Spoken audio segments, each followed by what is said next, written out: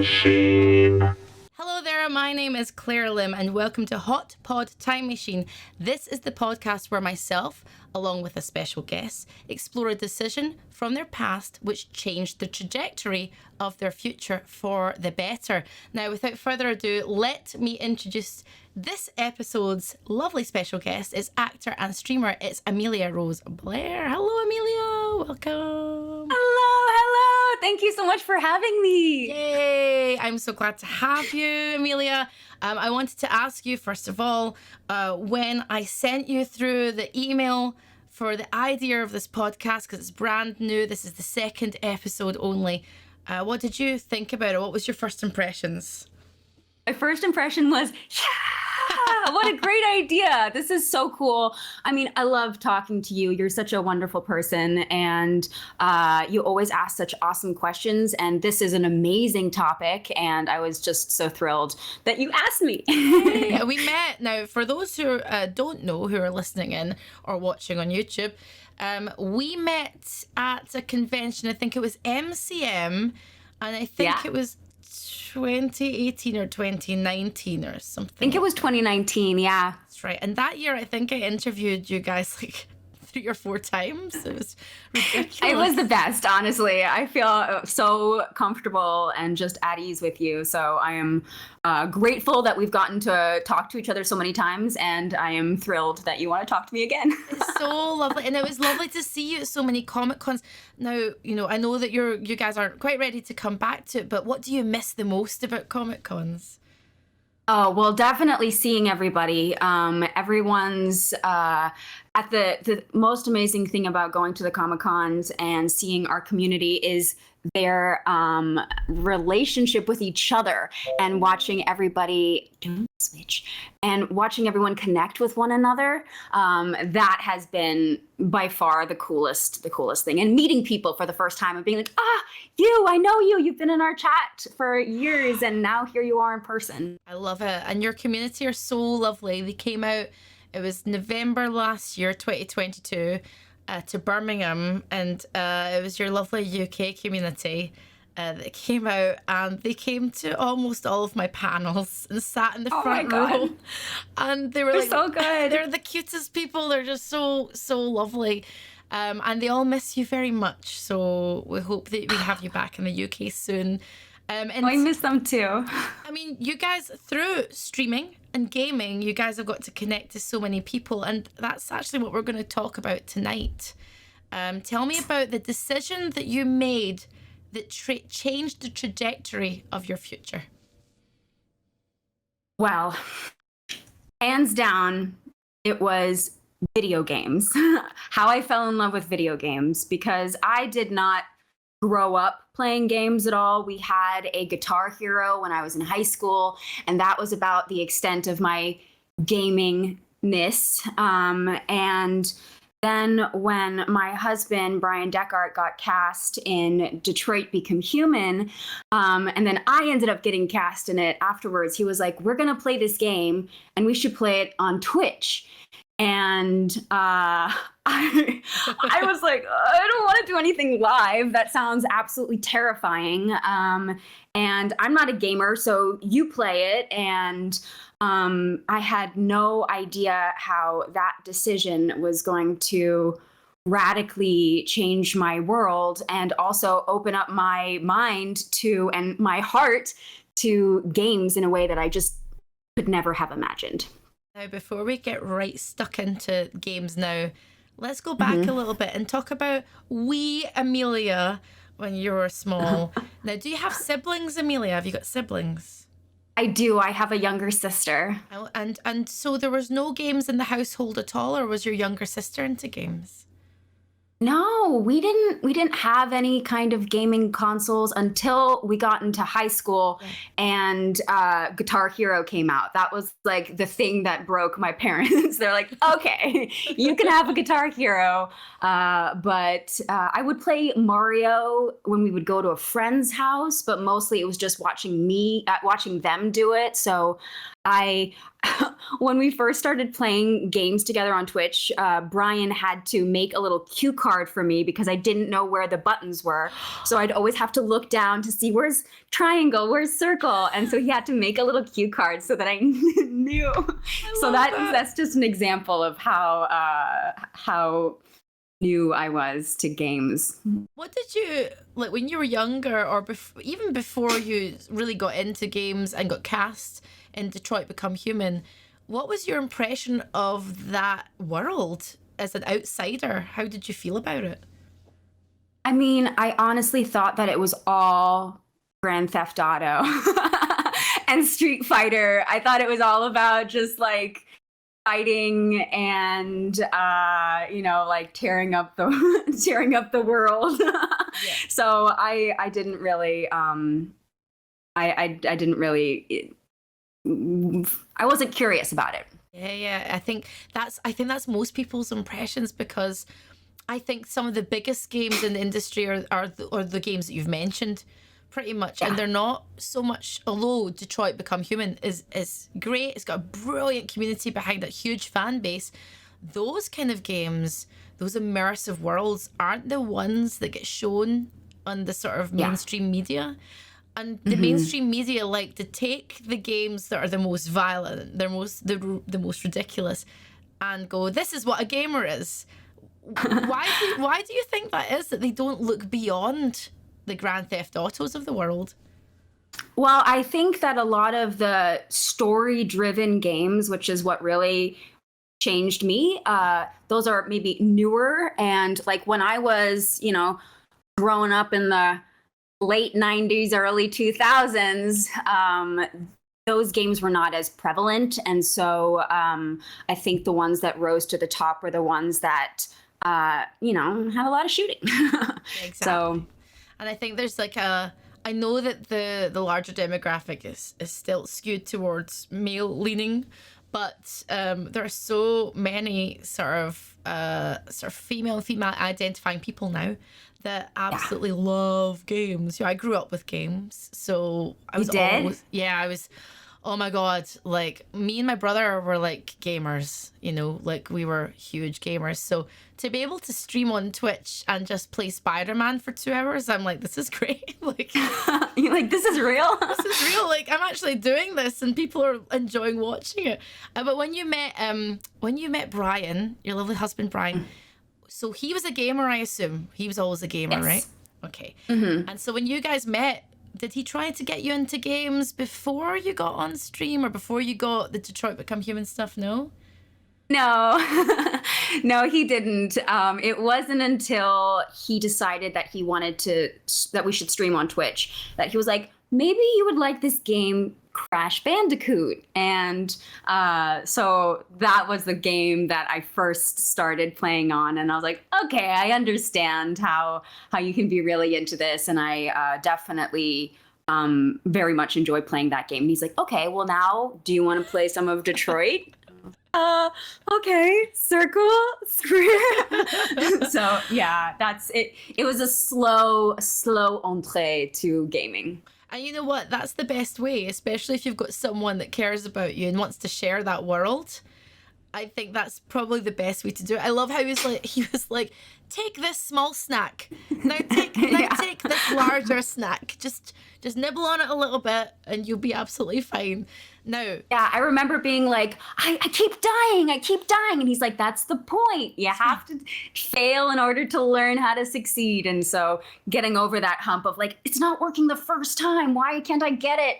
Of learning to be gentle. Like the point is to fail so that when you do succeed, it's like, yeah. Exactly. Like real life. Exactly like real life. We have to fail at least 10 million times. And then it feels good. It's like being an actor or presenter, going for auditions. My goodness. Can you feel our pain, listeners? Can you feel our pain? It's like the worst. Oh, I know, oh my God. You know what? I was talking to somebody about this recently, an actor friend. It doesn't matter how long you've been doing it. Like, sometimes when you don't get that job, it still hurts, so you just gotta learn to grow the thickest skin in the world. It's like gaming. Yeah. Can't rage out. Yeah. Because also, especially as an actor, when you're auditioning for a role, you want to find that within yourself. So you're digging really deep, you're attaching to it. So you're putting out a piece of yourself into the character. And so it's hard to, be able to let that go into the universe, because 9 out of 10 times you're not going to book it. So of learning, like, this is the exercise of just getting to play a little piece of this character and audition for this character, and then letting it go. And so long, it's a journey in letting go. Yes, exactly. Like enjoying, releasing into the universe kind of thing. I like that. I'm going to think about you next time I'm in an audition, and try and feel channel that positivity. But in terms of Detroit Become Human, let's go back now and talk about that, because you said this was a sort of pivotal moment, and then you started to get into games. Yes. What was it about this role, this game, this whole vibe that made that time so special for you when you look back on it? Well, first, I didn't know that games could be like that. I didn't know the fact that the story was so powerful, and it took me as the player, and also our community to just watch it. It took us on such an incredible emotional journey, and I was so invested in it. And the fact that we could play it multiple times and have radically different endings was mind-blowing. It was able to take storytelling to a whole new level, because when you watch a TV show, or you watch a movie, you're invested in the characters, you're invested in what happens to them, but you have no control over what they're going to do. So you could be yelling at the screen like, "Don't do that," or "Please turn around," or whatever. Doesn't matter. They're going to do it because they already shot it like that. But then when you're playing specifically a branching narrative game, you are in the hot seat. You get to make all of these life and death decisions, or even little decisions that have a huge ripple down the road. And I found that so empowering, and I'm getting chills just talking about it, because it's an amazing way to tell a story, and an incredible experience for the player, and also anyone who's just watching it, because it's putting you in the hot seat, which I think is really, really special and different.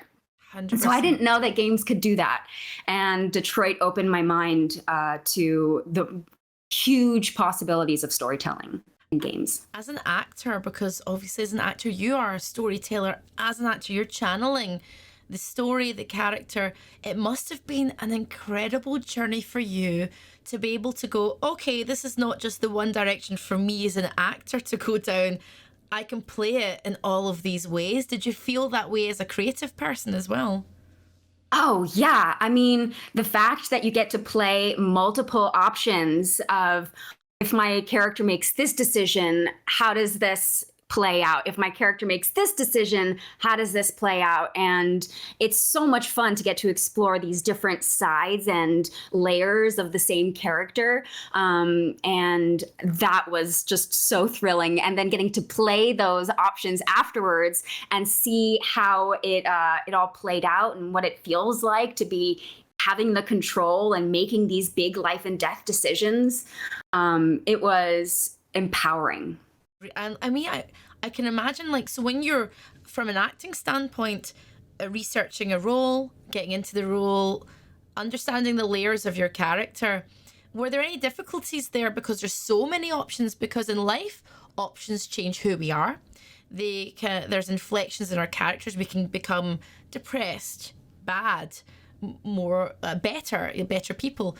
Were there any difficulties there with trying to understand the small, tiny inflections that you might have to change within your character? Or was that the fun part?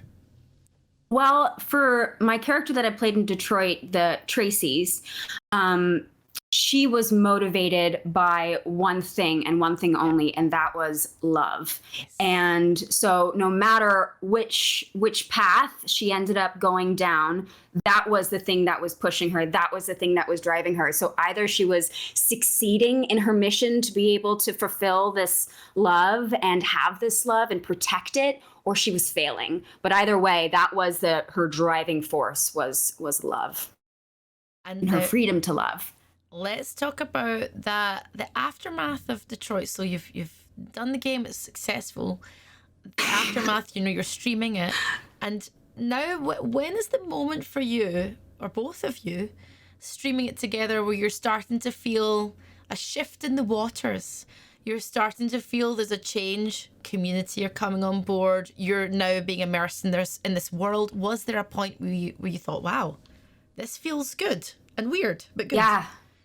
Yeah. Well, first I was so surprised and thrilled at how generous and supportive and encouraging and just lovely the community was online, because, the internet can be a weird place. So I was expecting the worst. I was bracing for the worst, but I was so happy to meet the people who came to hang out with us. And so after we had played like every different version of Detroit, everyone started being like, have you played this game? Have you played The Last of Us? Have you played Life is Strange? And we were like, do you want us to? And they said, yes. And so we began to play other games. And in doing so, I realized that there are so many other incredible games that have these beautiful stories that my mind was blown. I thought, wow, I have completely been underestimating this entire zone of what video games are and what they've become. I want to know more. I want to keep playing. I want to dive deeper in. And I became more confident as a gamer. I started to have preferences, and everyone was just down. They were down even when I was failing so miserably. And I was convinced that they were all judging me. Like, what is she doing? She shouldn't be having the control. She's not a real gamer, because I have that complex, of course, because I wasn't.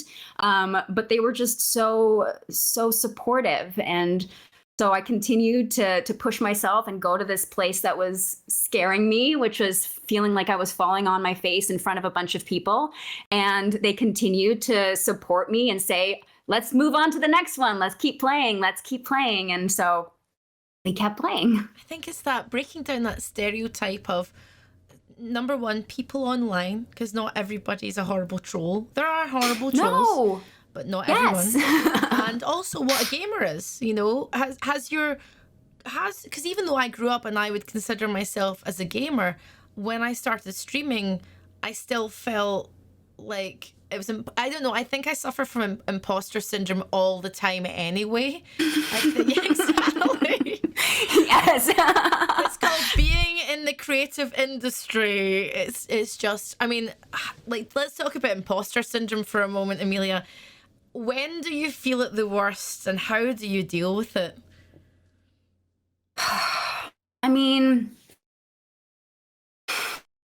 Probably when I am up against a really intense boss. And I have been slamming my head up against this boss for like what seems like hours and hours. I think that is the moment when I start to really get in my own way and start to really self-critical and want to hide, or just want to pass the controller to Bryan and be like, you do it. I'm embarrassed. I feel like everyone's going to be like, what are you doing? But then I remember who I'm there with. And they're like, you got this, Amelia, and I see in the chat, like, all of the support, all of this hype, and they're the ones that help me to remember who I am and to keep pushing through. And also that, like, people are not there to watch me be the best gamer, because I'm not, and I never will be. But the point is I'm having fun, and this game is pushing me, and it is, putting me up against someone who keeps like knocking me down to size. But the point is to eventually be able to be like, no, and then they die. And I feel like a lot of the time that's a good comparison to how it is in real life, where you're up against a boss, whatever that is in your real life, and you're failing and failing and failing. But eventually, if you keep going for it and you are changing tactics, you're learning, okay, this is not working what I'm doing. So how do I change what I'm doing in order to finally be able to take down this boss? And then you learn. And then when you do crush it or you do succeed, it feels so good. And it's so empowering. And I think that's the word that I keep coming back to with games, is that I feel very empowered as a player, and in a way that I just have not in other ways. So 100%. I feel like I was saying this to a friend the other day, that life is like a video game, like what you've just described. And there are lots of times where, I'm trying to power up, level up. I do that in my real life, so I might take a course. I might exercise. I might eat better because I want to be a powerful human and a skilled human, so skill level goes up, health levels go up. And so I always think of life like a video game. It really is just that, it's quite, yeah. I mean, it's also paying the bills and feeding my cat and doing all the stuff in between, but I think of it like that. But in terms of imposter syndrome outside of games, do you suffer from imposter syndrome in real life, Amelia?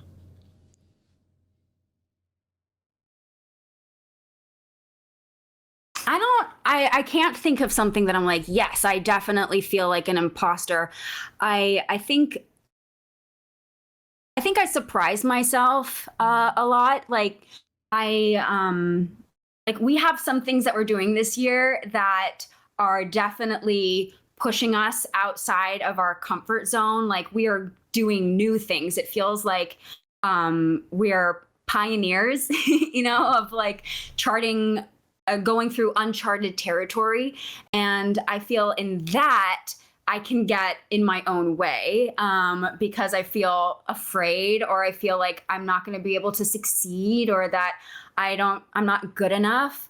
But when that starts to happen, I remind myself that I have a lot of mentors, people that I can go to ask questions of, or that thinking like that is not going to help me.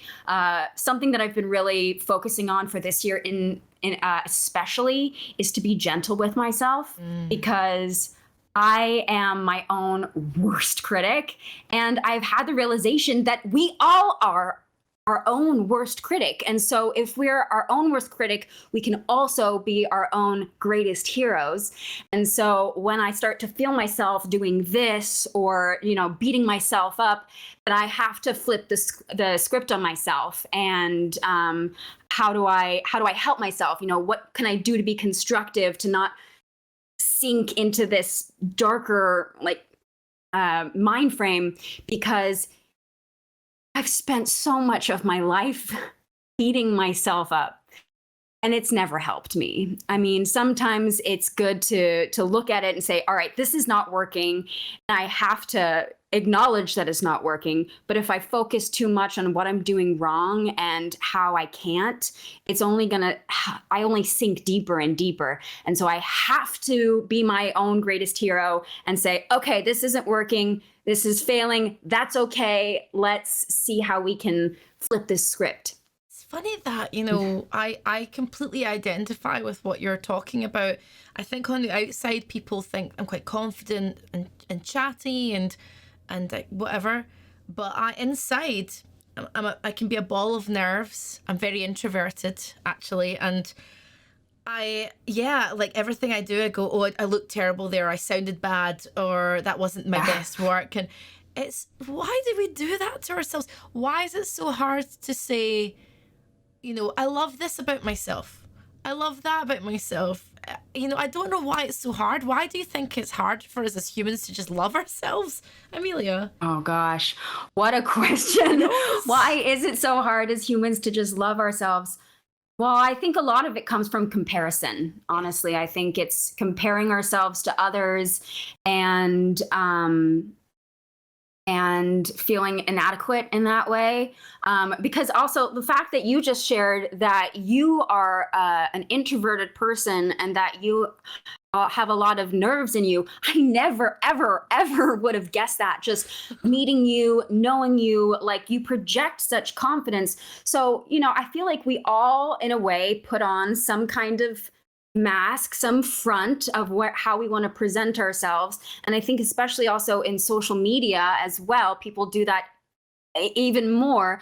And so when we're looking at other people, we're seeing one side of them. And so we're not also getting to see the fear that's living in them or the way that they're questioning themselves. And so then we think, oh God, how come I'm the only one? Like, am I alone in this?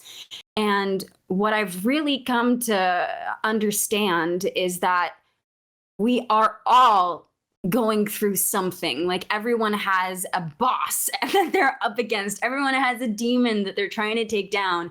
And just because you can't see it in somebody else, or just because you don't know for sure, it doesn't mean that it's not there. And I think that we have to especially be gentle with ourselves, because we spend every day with ourselves, every waking minute. And so if we're not kind to ourselves and we don't take care of ourselves, then who else is going to? Exactly. No, you're completely right. And this is the thing. So some of what you said there actually made me think of social media versus the communities on Twitch that we're talking about, because I do feel I agree with you. Social media is about this veneer that we share. And, you're projecting an image. What I found with Twitch and streaming, which I think you're probably going to agree with, is when I first started, I still had a little bit of a wall up, because my whole thing was, I'm a presenter. I'm just going to stream Red Dead Redemption or whatever it may be. And as time's gone on over the years, it's coming up for 5 years. At the end of this year, I'll be streaming. It feels like, I know, 5 years, high five. Yeah. Can't believe it's going to be 5 bloody years. So now I feel like over that time, when you just tell people that, like the same thing as what I've just said to you, yeah, I'm an introvert. Yeah, I find it hard. Yeah, my brain's chaotic and I'm insecure. That's what really connects us. And that's what I love about Twitch, because you have to, although things might look nice with the lighting and the filters, you have to break down. Lights coming so bright. You look like you're in heaven right now. It's like, so focused. And I've got my the sun's coming out. I love a light. Like, never bash a light. But I really feel like when you break that down, that's the best thing about the gaming and the streaming. Have you found that as well? Like that you're able to talk more about the inner squishy side of yourself as well? Definitely. Same. At first, when I first started streaming, I was, I had a lot of walls up because I was scared. I was so scared of how people would, respond to me, or I was afraid of being attacked, Yes. And so I was bracing for impact. And then when I started to see, how nice everyone was, I started to slowly let that down. But I wanted to, I wanted to be cool, but I'm not cool. Neither am I. I've never been cool. And I can pretend to be cool, but as I started to get to know the people who were spending time with us on Twitch, I started to realize, oh, we're like, they like my weird. They like those moments when I kind of mess up or like trip over myself or do this like weird little thing that I would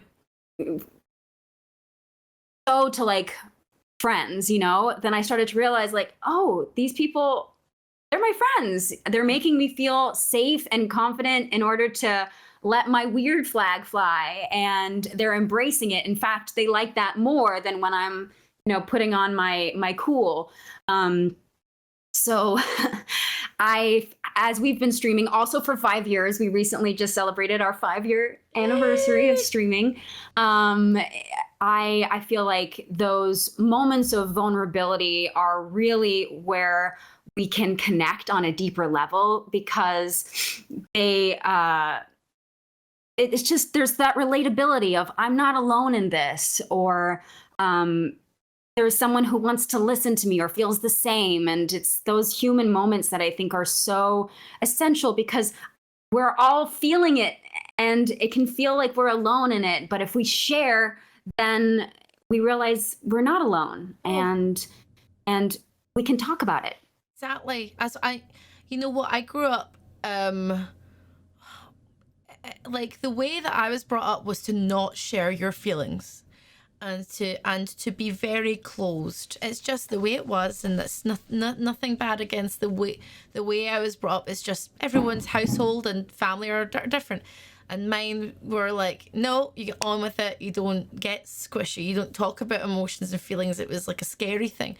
And the older I've got, and the more I do things like this or talk to you, and do the stream as well in the community, this is the way we should be.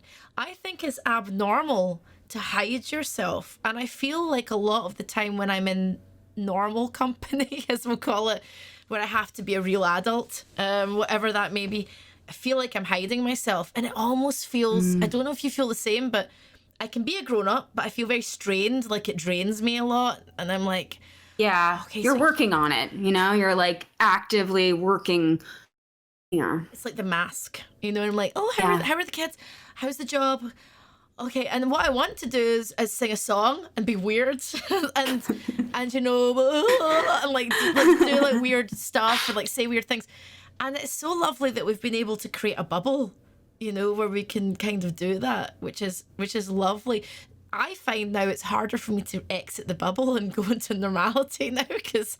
But maybe you don't have to exit the bubble. Maybe you can take that, like, if the things that you've found in, being yourself on Twitch or with these, certain people, like, maybe you don't have to put on that mask. Maybe you don't have to, because if you let yourself be yourself and didn't feel like you had to put on a front, then maybe you would allow someone else that you're with who's also feeling like they're having to put on a front to let their weird out. So I don't know if you have to. I don't think you have to be an adult, because I think that's an idea that we've created in society. Let's be ourselves. Let's continue to normalize that and not feel like we have to,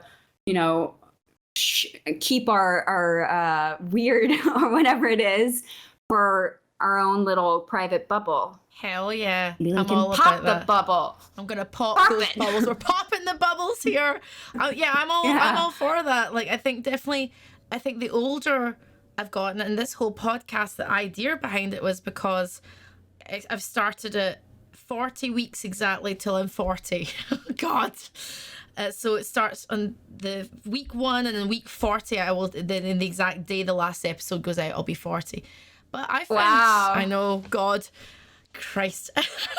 But I found the older I've got, I don't know about you, I think I've let some of that go. And I think the younger I was way more insecure, way more like just a little ball of anxiety. Now, because I'm older, I'm like, who cares? Do you find that as well? Like, Definitely. Yeah. I feel like my 20s and my teens especially was me being what I thought other people wanted me to be. Yeah. And then now that I'm in my 30s, I feel like I've given myself permission to just be who I want to be and not conform to an idea of what I think other people. It's just like so weirdly meta, and it's all my own shit, it's my own projection of what I think I'm supposed to look like, and it's exhausting. It's exhausting. If I could go back to talk to my like 21-year-old self, I would say stop trying to be this idea of who Amelia is. Just that weird gushy thing you've got going on, like all of that oddball stuff that you've been so afraid to show to people besides like your sister or your family, or like, even I remember in high school, even my best friend, like I had this like idea because I was so afraid of being judged or being bullied. Sure. Because I had had experiences with that before when I was like in elementary school and middle school. And so I put off this strong thing, and I would say, just don't like, let it go. Let it go. It's not going to serve you. No. It's not serving you. I mean, may I ask, like, who was Amelia then in her teens and 20s? What was the mask like versus what you're actually like? So what was the mask so if I met you when you were 16, what would who would I have met? Who is that person? She was really sad. She was really sad, and she was putting on such a hard exterior because I had gotten really hurt. And so I was like dark black eyeliner. I had concealer on my lips. I was in black. I was just like, lots of very long hair, like kind of, like this. I was like Violet from The Invisibles. Wow. I was hiding myself, and I was putting on this front of like, don't mess with me, like don't come near me, or if you do, like, you're gonna, okay, this kind of thing, very closed off. And it honestly was not until I moved to New York after high school to go to acting conservatory that I started to realize that I was around like-minded people, and that all of that baggage that I had from high school, I didn't have to carry it with me because nobody here knew me. I was able to start over. I could be whoever I wanted to be. I didn't have to be that angry 16-year-old anymore. She could stay, back at home. I could let her be, and I could start to see who I am now on this other side. And so that was the moment where I started to realize I don't have to carry this veneer around anymore. But it took a while still after that to like let it down. But in acting school, it's all about breaking down your boundaries. So it was pretty hard to keep that up. And I'm so grateful for the teachers who were like, break that down. That's not who you are. Let's see that gush. I can't even imagine like what, because the way I see you, I can see, the more I talk to you, like that sort of dorky, gushy energy coming out, which you've described. I love it. I'm here for it. I'm like, I identify it's here. with it. And you're like, and I can feel it like, I don't think you can contain it. And that's why I kind of feel like for you, like that decision you made to go into streaming is only strengthened that. Do you feel that a little bit as well? Like, yeah, I definitely feel like I've been able to embrace myself a lot more, and that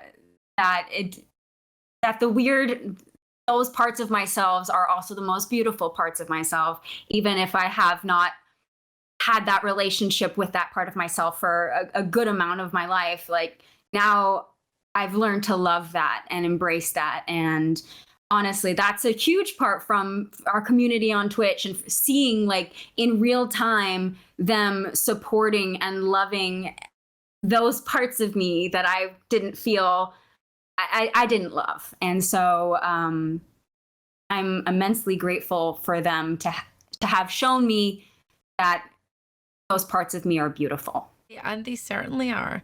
And I feel like as well, now in the media and we see on shows, on TV or films, there are different types of characters we now see that can be alternative sort of characters and things. But I always feel like it's the Hollywood version or the corporate version of what an outsider is, or a goofy person is. It's still not. It's not very many roles that I see where it's like real. It feels real, like real weirdos. When there's a weirdo character, they're really weird and it's odd. Or it's like in She's All That, where she has glasses and she does art. It's like, oh, she's so weird. Oh my god! Then she takes off the glasses and they're like, oh, she's so beautiful now. Like she wasn't beautiful before. I know. But I think that those storylines have a deep effect on our psyches in a way that we, don't necessarily realize until years later, and we're like, oh my god, that like had a major impact on how I view myself. The glasses I can't have because that means that I'm not pretty, it's all just like, It's so and I think dumb. that's what's so great about, some a platform like Twitch or any kind of live streaming is that you're able to see so many different types of people, and you can gravitate to whoever you want. Like it's as if there were no, your high school or whatever is infinite. You can choose any group. It's Exactly. yeah. I feel like as well, with like I was talking to Doug Cockle about this in the previous episode, but the sentiment's the same. We were talking about travel, and we were talking about going out there and being in the world. I feel and how what that gives to you, it gives you a different perspective. I think being on a platform like Twitch and opening yourself up to all of the weird and wonderful people, the spectrum, the gamut, the rainbow of people out there, that also gives you I love another that. perspective. It's like a giant smorgasbord. It's like lots of colours. I see things, people and personalities as like a Pollock painting. It's just a mess, but it's beautiful and it's wonderful.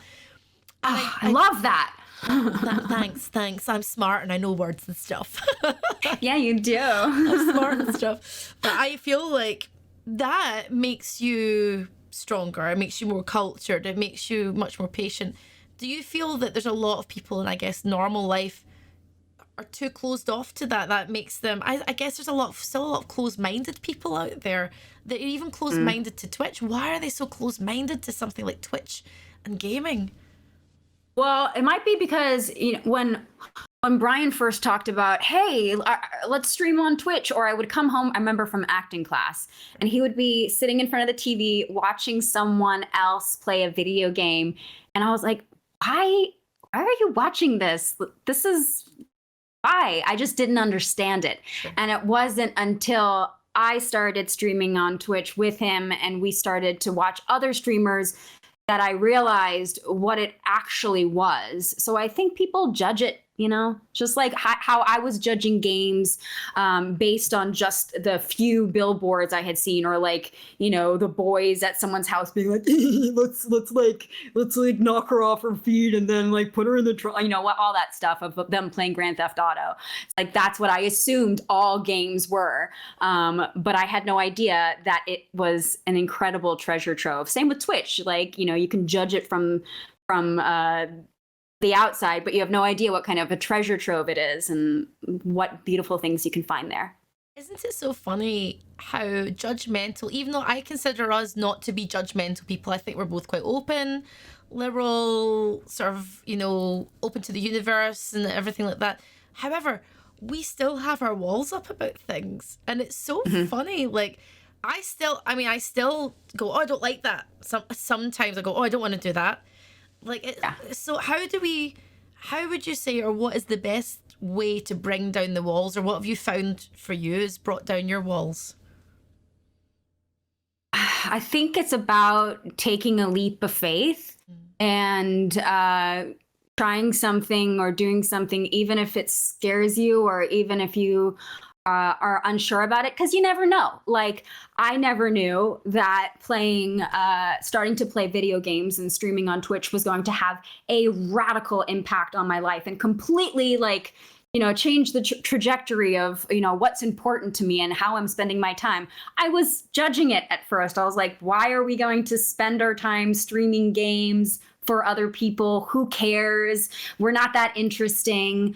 But I did it anyway. I pushed myself to do it anyway. And I'm so glad I did, because if I had stayed in my comfort zone, I never would have known. I can't picture my life in that case. I'm so glad that I went to that place that scared me, which was putting myself out there, playing games live on the internet. It was such a gift. I love that, Amelia, what you said about the leap of faith. I think that you're so right. I think people are scared to take a leap of faith, and actually that leap of faith, that decision you made that changed the trajectory of things for the better, it can be scary because it's the unknown. Oh, You know, yeah. but look how beneficial it is.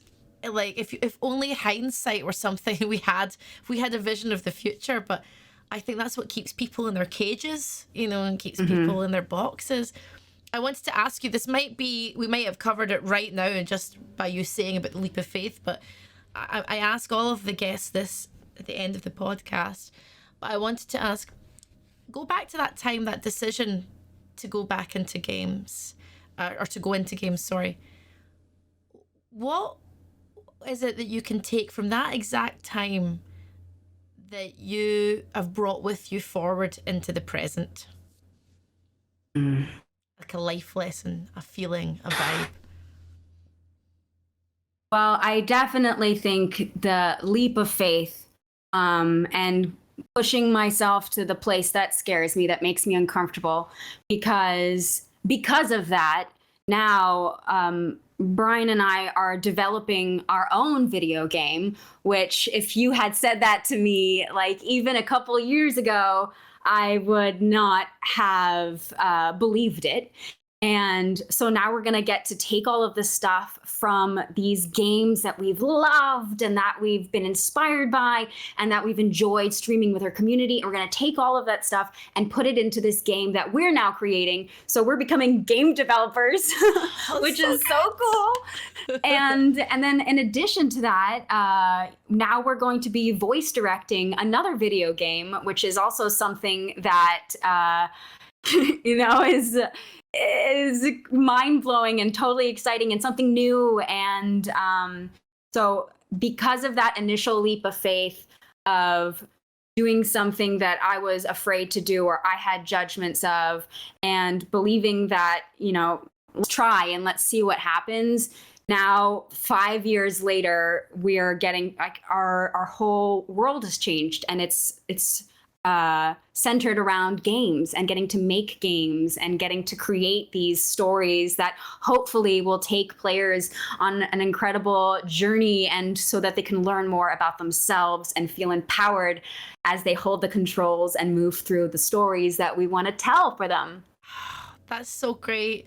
And like, you know what, when I came up with the idea for this podcast, and I said this to Doug in the previous episode, I wanted to learn more about the guests, but also feel really inspired. And within 2 episodes, I'm like super inspired. It feels good because, this whole last year of my 30s is about change, unexpected, but also now taking the reins of the change as well. And it's a lot of it's very scary, but when I hear these stories, it makes me more galvanized to do what I need to do. So it's good to hear, like, and really inspiring. Super inspiring. Well, also because in life, change is the only constant, and so we can try and hold on to those reins and not let it go, but we're only going to end up getting like horrible rope burn and stuff. So if you start to, like, when you're on a horse, you move in with the movement of the horse, and you just let it take its course and lean into it, then beautiful things can flourish from it. But when you're like stuck like this, nothing's gonna move, or it is, but it's gonna be like an earthquake, because you're so rigid. And so let it go, and you're gonna land someplace where you're supposed to be. Exactly. I love that. Amelia, thank you so much for chatting to me. Before we go, we got to do all the social media things. So tell me, where do you guys live on social media? Go for it.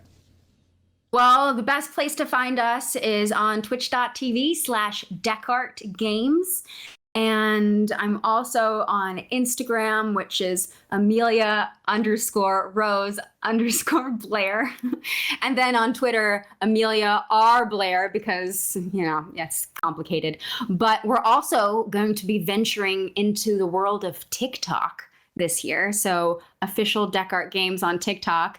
And but honestly, the best place is Twitch. So come join us on Twitch. And we'll make sure that you have all the links when we post this podcast out as well, so you can go follow Bryan and Amelia.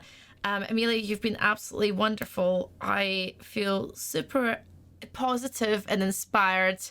And I think one of the other takeaways we could say is be your weird self. Yeah. Always. Yeah. Thank you. And be gentle with yourself. You know, we're all going through it, and you can be your own greatest hero. We don't have to keep doing this. You know, we don't have to. No. Hell gentle. yeah. Gentle Weirdos 2023. That's yeah. Gentle Weirdos 2023. I love it. Thank you very much, Amelia. I love it. Thank you, Amelia. Everybody. Thank you. Thank you very much for listening to Hot Pod Time Machine, and we'll see you next time. Bye-bye. Hot Pod Time Machine.